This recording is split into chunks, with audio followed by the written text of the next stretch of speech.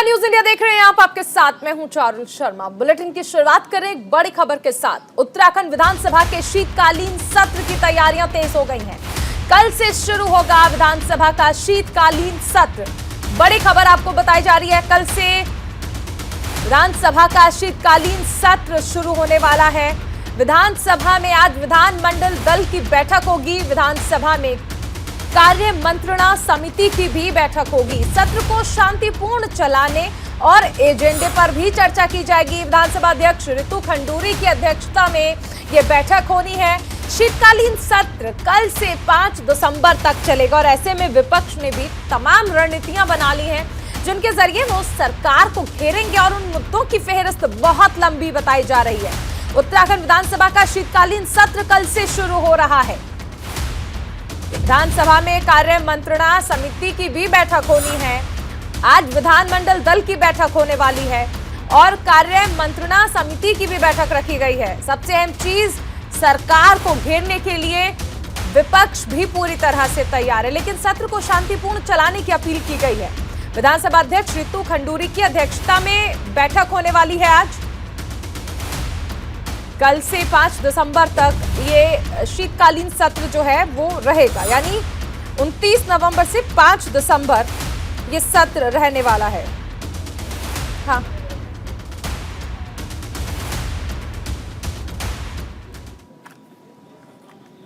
एक बड़ी खबर आपको बता दें, देहरादून में राज्य आंदोलनकारियों का धरना प्रदर्शन चल रहा है। 10% क्षैतिज आरक्षण लागू करने की मांग यहां पर की जा रही है। सरकार को मांग पूरा करने के लिए 1 सप्ताह का वक्त दिया गया है और मांग पूरी ना होने पर सीएम आवास पर धरना प्रदर्शन करने की बात भी कही गई है। विधानसभा के बाहर राज्य आंदोलनकारियों का धरना चल रहा है। मांग पूरी ना होने पर सीएम आवास पर प्रदर्शन करने की बात भी कही गई है। बड़ी खबर आपको बताई जा रही है, आज राज्य आंदोलनकारियों का धरना प्रदर्शन है।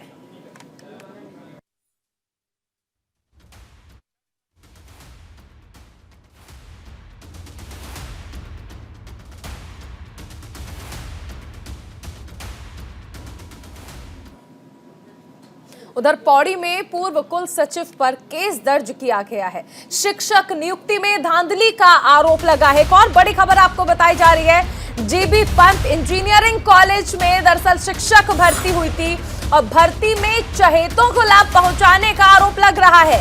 ओएमआर शीट में भी छेड़छाड़ करने का आरोप लगा है। फरवरी 2019 में जेआरडी एकेडमी में यह परीक्षा की गई थी। बड़ी खबर आपको बताई जा रही है, शिक्षक नियुक्ति में धांधली का आरोप लगा है।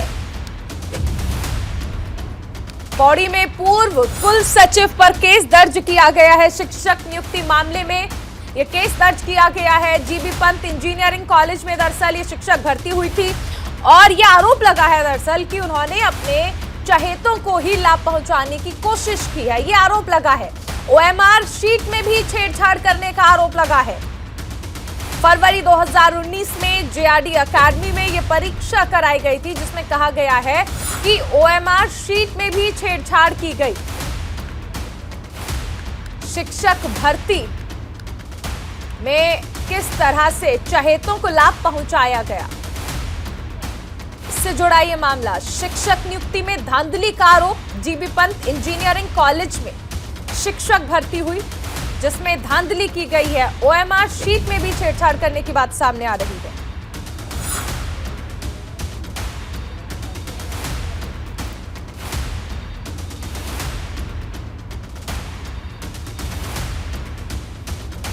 बड़ी खबर आपको बताई जा रही है, ओएमआर शीट में छेड़छाड़ की गई और चहेतों को ही भर्ती किया गया। शिक्षक नियुक्ति में धांधली का आरोप लगा है।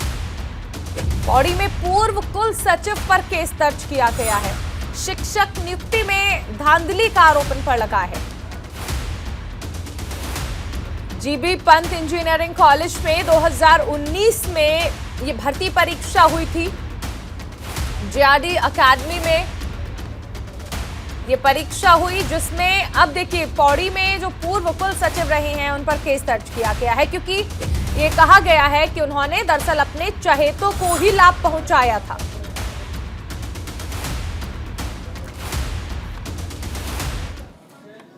जिला पंचायत अध्यक्ष दीपक बिजलवान पर होगा केस दर्ज। बड़ी खबर आपको बता रहे हैं, उत्तरकाशी जिला पंचायत के अध्यक्ष हैं दीपक बिजलवान। दीपक के खिलाफ वित्तीय अनियमितताओं की पुष्टि हुई है। एसआईटी पिछले 10 महीने से केस की जांच कर रही थी और एसआईटी ने जांच रिपोर्ट शासन को भेज दी है। बिना कार्य कराए कार्यदायी संस्था को भुगतान करने का आरोप लगा है। एसआईटी पिछले 10 महीने से इस केस की जांच कर रही थी और जांच रिपोर्ट में यह सामने आया है कि बिना काम करवाए, बिना कार्य कराए कार्यदायी संस्था को भुगतान किया गया है। मुख्य अधिकारी, अभियंता और पंचायत अध्यक्ष पर दरअसल ये आरोप लगे। बड़ी खबर, उत्तरकाशी जिला पंचायत अध्यक्ष दीपक बिजलवान, केस दर्ज होने वाला है उत्तरकाशी जिला पंचायत अध्यक्ष पर, क्योंकि कहा जा रहा है कि एसआईटी जो कि पिछले 10 महीने से जांच कर रही थी इन पर लगे आरोपों की, क्योंकि वित्तीय अनियमितताओं का आरोप लग रहा था और अब इन आरोपों की पुष्टि हो चुकी है। एसआईटी ने जो रिपोर्ट बनाकर भेजी है शासन को, उसमें यह माना गया है बिना काम करवाए पैसों का भुगतान करा गया। वित्तीय अनियमितताओं का आरोप दीपक के खिलाफ यह आरोप लगा है और एनआईए ने 10 महीने जांच की, उसके बाद अपनी जो रिपोर्ट भेजी शासन को, उसमें यह खुलासा। एक और बड़ी खबर आपको बता दें, चमोली में सड़क हादसा हुआ है जिसमें एक बुजुर्ग की मौत हो गई है। विकासखंड नंदानगर के रमणी मोटर मार्ग पर यह हादसा हुआ है। हादसे में वाहन चालक घायल हुआ है। दरअसल शादी समारोह से लौटते वक्त यह हादसा हुआ है।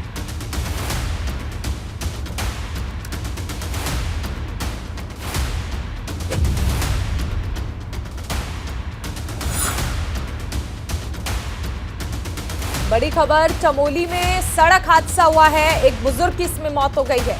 विकासखंड नंदानगर के रमणी मोटर मार्ग पर यह हादसा हुआ है।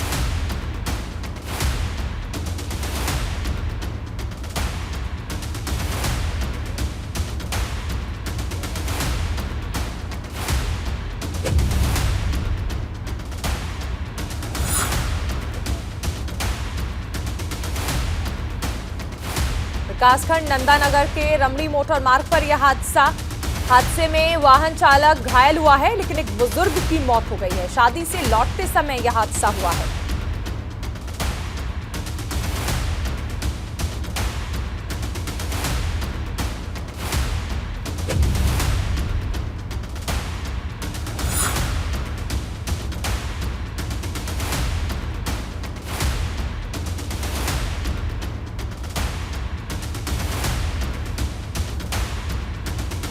चमोली में सड़क हादसा जिसमें एक बुजुर्ग की मौत हुई है।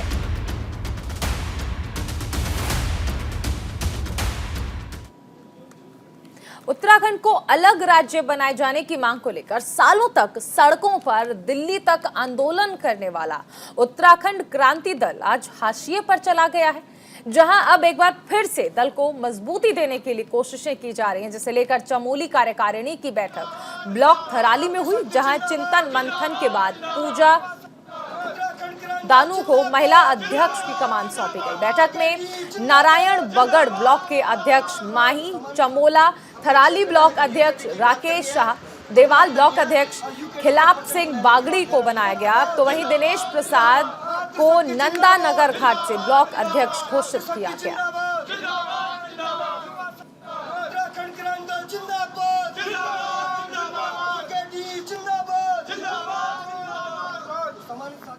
अपने क्षेत्र में यूकेडी की बात करनी है, अपने करनी है और यूकेडी के परचम को लेने की बात, लहराने की बात करनी है। जिंदाबाद जिंदाबाद, मातृशक्ति जिंदाबाद जिंदाबाद जिंदाबाद।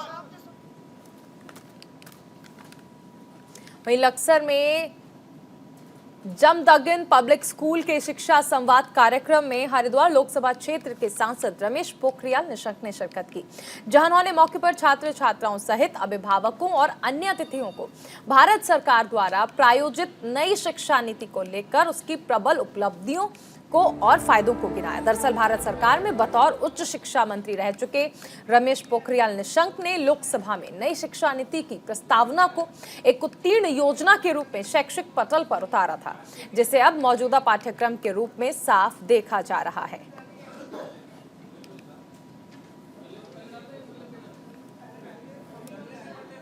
मुझे लगता है कि आज जो शिक्षा संवाद हुआ है जमदग्नि पब्लिक स्कूल के छात्र छात्राओं से, मुझे अच्छा लगा कि उनके मन में बहुत सारी उत्सुकताएं थी।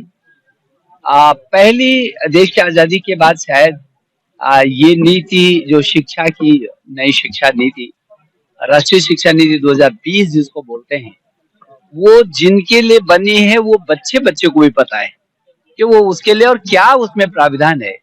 ये राष्ट्रीय शिक्षा नीति भारत की ऐसी नीति है जो भारत को विश्व गुरु के रूप में फिर स्थापित करी। ज्ञान, विज्ञान, अनुसंधान, प्रौद्योगिकी हर क्षेत्र में आचार व्यवहार संस्कार, ये जो अपनी परंपराओं के आधार पर अपने प्राच्य जो पुराना हमारा जो वैभव है, जो ज्ञान है, विज्ञान है, उसको वर्तमान से जोड़कर भविष्य तक ले जाने का जो ये अनुसंधान के क्षेत्र में आगे बढ़ेगा। उधर उत्तराखंड में विधानसभा में शीतकालीन सत्र का मंगलवार से आगाज होने जा रहा है, मगर इसकी शुरुआत से पूर्व सत्तादल और विपक्षी दिग्गजों के विधायकों और मंत्रियों की अलग अलग मांगों के बीच ग्रीष्मकालीन राजधानी में ही इसके आयोजन को लेकर असमंजस कायम था। तो वहीं इस दौरान कानपुर विधानसभा क्षेत्र से बतौर निर्दलीय विधायक और उत्तराखंड के वरिष्ठ पत्रकार उमेश शर्मा ने आगामी विधानसभा सत्र को अस्थायी और ग्रीष्मकालीन राजधानी गैरसैंण के बजाय उसे प्रदेश की राजधानी देहरादून में ही आयोजित किए जाने की मांग उठाई, जिसकी स्वीकार्यता के बाद कानपुर विधायक ने मुख्यमंत्री और सरकार का आभार जताया। अगर आया होगा तो हम लेंगे उसको, लेकिन मंत्री को लिखकर पत्र ये कहा था कि जब आपने ग्रीष्मकालीन राजधानी घोषित की है तो ग्रीष्मकालीन में ही सत्र होना चाहिए। आप जो सत्र वहां होना चाहिए, जिसका औचित्य है, वो वहां कर नहीं रहे। जो सत्र वहां नहीं होना चाहिए, जो यहाँ होना चाहिए, उसको वहां करना चाहते हैं। तो इस बात का मुख्यमंत्री ने संज्ञान लिया। उसके बाद मेरे पत्र के बाद पूरी सभी विधायकों से उनकी राय मांगी गई। सभी विधायकों ने कहा कि वो मेरे मत से सहमत हैं और इस बात को लेकर सबने सहमति जताई और सत्र होने जा रहा है। चमोली में रविवार को उपनल कर्मचारी महासंघ की जनपद चमोली इकाई की कार्यकारिणी का गठन किया गया, जहां अध्यक्ष पद पर जगदीश पवार और जिला मंत्री पद पर नरेश चंद्र मदौली को तैनात किया गया। तो वहीं उपाध्यक्ष पद पर देवेंद्र सिंह को तैनात किया गया। कोषाध्यक्ष पद के लिए किरण कैल खुरा को निर्वाचित किया गया। बैठक में प्रदेश के पदाधिकारियों ने नवनिर्वाचित सदस्यों का परिचय कराया, जिसके बाद महासंघ ने संगठन के बारे में की गई अब तक की उपलब्धियों को बताया। इस दौरान सभी को संगठित रहने का आह्वान किया गया, जिसमें सभी कर्मचारियों ने अपनी सहमति जताई। किसी का नाम अगर छूट गया होगा, सबसे बड़ी होती है।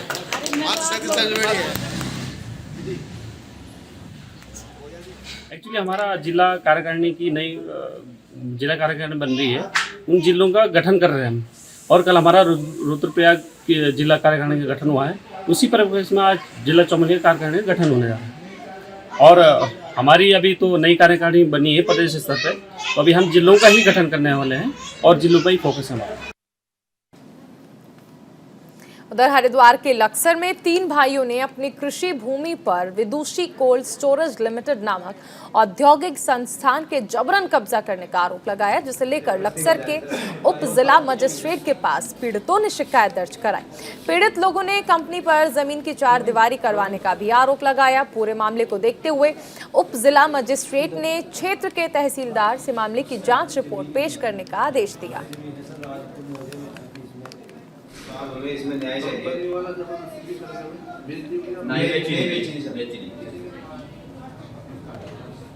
जबरदस्ती की जमीन है। जो शिकायत करता है वो यहाँ पे मौजूद है। अनूप कुमार हैं, ये गोवर्धनपुर के। इनका ये कहना है, शिकायती पत्र इनने एसडीएम साहब को दिया था, जो जांच के लिए मेरे पास आया है।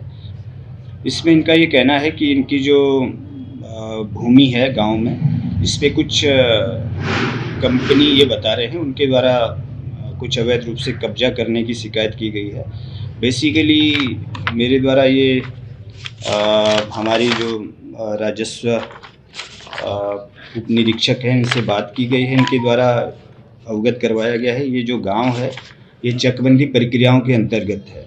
अब मौके की क्या स्थिति है, रिकॉर्ड क्या कहता है, ये जांच का विषय है। मौके पे संबंधित जो हमारा चकबंदी विभाग है और ज़रूरत पड़ी तो हमारा तहसील का विभाग भी वहाँ, तहसील के कर्मचारी भी वहाँ पे जाके जांच करेंगे। उधर रुड़की के उप जिला चिकित्सालय के रक्त बैंक में रविवार को 84 उत्तराखंड वाहिनी एनसीसी रुड़की ने एनसीसी स्थापना के 75 वर्ष पूर्ण होने पर महा रक्तदान शिविर का आयोजन किया। कार्यक्रम संयोजक रवि कपूर ने बताया कि 84 वाहिनी, राष्ट्रीय कैडेट कोर, रुड़की के 150 से अधिक एनसीसी कैडेट, 6 सहायक एनसीसी अधिकारी, 5 मिलिट्री इंस्ट्रक्टर और 8 राज्य कर्मचारियों द्वारा एनसीसी दिवस के शुभ अवसर पर सिविल हॉस्पिटल रुड़की में रक्तदान किया गया। रक्तदान शिविर का शुभारंभ रुड़की विधायक प्रदीप बत्रा और बटालियन के कार्यवाहक कमान अधिकारी लेफ्टिनेंट कर्नल भरत छेती ने किया।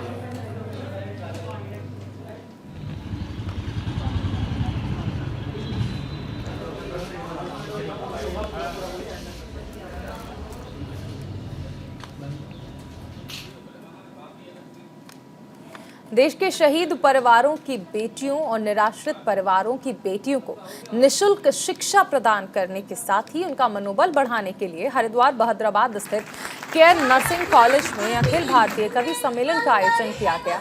कार्यक्रम में देश भर के कई विख्यात कवियों ने शिरकत की और कॉलेज में पढ़ने वाले छात्र छात्राओं को मनोरंजन के साथ साथ प्रेरणादायक कविताएं भी सुनाई गई। कार्यक्रम को लेकर care college managing director R K Sharma का कहना है कि हमारे कॉलेज में विशेष रूप से छात्राओं की संख्या ज्यादा है, उनके अंदर शैक्षिक वातावरण रहे। आज भागदौड़ की जीवन शैली में छात्र छात्राओं में मानसिक तनाव को दूर करने का माध्यम काव्य है। हर एक लम्हात में होगा, मोहब्बत और वफादारी के हर हाँ, मनोरंजन के लिए मोबाइल ही रह गया है, लेकिन ये हमारे शारीरिक, बौद्धिक और मानसिक विकास के लिए बहुत ज़रूरी है कि हम इंटरैक्ट करें लोगों के बीच, हम लोगों से रूबरू हों। जो मोबाइल जो है वो हमें एकाकी जीवन दे रहा है, डिप्रेशन की तरफ पुश कर रहा है सबको। मैन टू मैन इंटरैक्शन है, प्लस जहाँ पे साहित्य की बात हो रही है, क्योंकि ये महाविद्यालय है और ये स्वयं जो है वो माँ सरस्वती, माँ वागेश्वरी का प्रांगण है।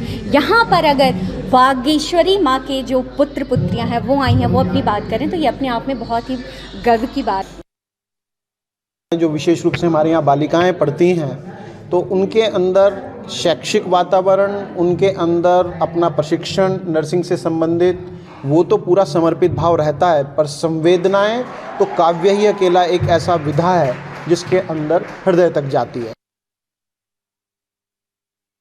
इस तीर्थ में आके ये दूसरा तीर्थ इसलिए कह रहा हूँ क्योंकि यहाँ शहीद परिवारों की बेटियों को फ्री ऑफ कॉस्ट, चाहे हॉस्टल हो, चाहे पढ़ाई लिखाई हो, चाहे रहन सहन और भी अन्य खर्चे होते हैं, साथ ही निराश्रित बेटियाँ जिनके माता पिता नहीं हैं उनको शिक्षा देते हैं, उनको समाज के सेवा प्रकल्प के लिए तैयार करना, ये अपने आप में बिल्कुल अनोखा है।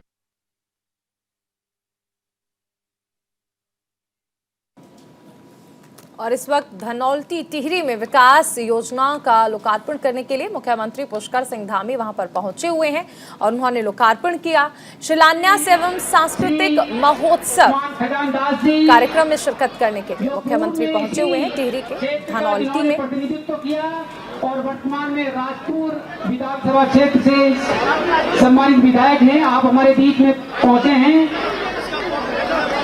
आप सबका हार्दिक स्वागत, अभिनंदन।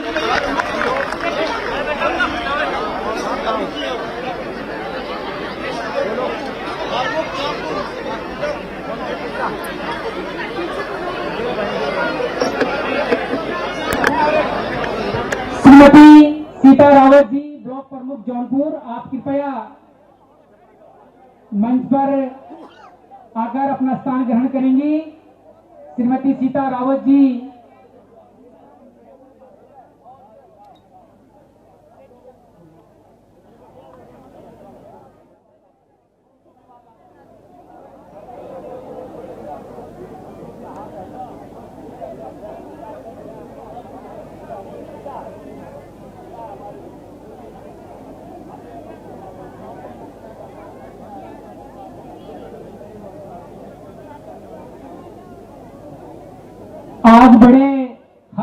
उल्लास का दिवस है। अर्जुला क्रीड़ा एवं सांस्कृतिक समारोह के द्वितीय दिवस के उपलक्ष्य में हमारे बीच में सूबे के मुखिया, हम सबके प्रिय श्री पुष्कर सिंह धामी जी, माननीय मुख्यमंत्री उत्तराखंड सरकार हमारे बीच में पहुंचे हैं। मैं अर्जुला क्रीड़ा समारोह समिति की ओर से, संपूर्ण अगलाड़ घाटी की जनता की ओर से आपका हृदय की गहराइयों से अभिनंदन करता हूं, स्वागत करता हूं। आपकी गरिमामय उपस्थिति से हम सभी लोग उत्साहित हैं, गौरवान्वित महसूस कर रहे हैं। साथ में विशिष्ट अतिथि के रूप में हमारे बीच में श्री प्रीतम सिंह पंवार जी, माननीय विधायक धनौल्टी, साथ में श्री खजानदास जी, माननीय विधायक राजपुर देहरादून हमारे बीच में पहुंचे हैं। श्री मान आदित्य कोठारी जी, प्रदेश महामंत्री भारतीय जनता पार्टी हमारे बीच में पहुंचे हैं। मंच पर उपस्थित श्री सुभाष जी, साथ में श्री राजेश नौटियाल जी, मंडल अध्यक्ष श्री हुकम सिंह रमोला जी, आप सभी का हार्दिक स्वागत है।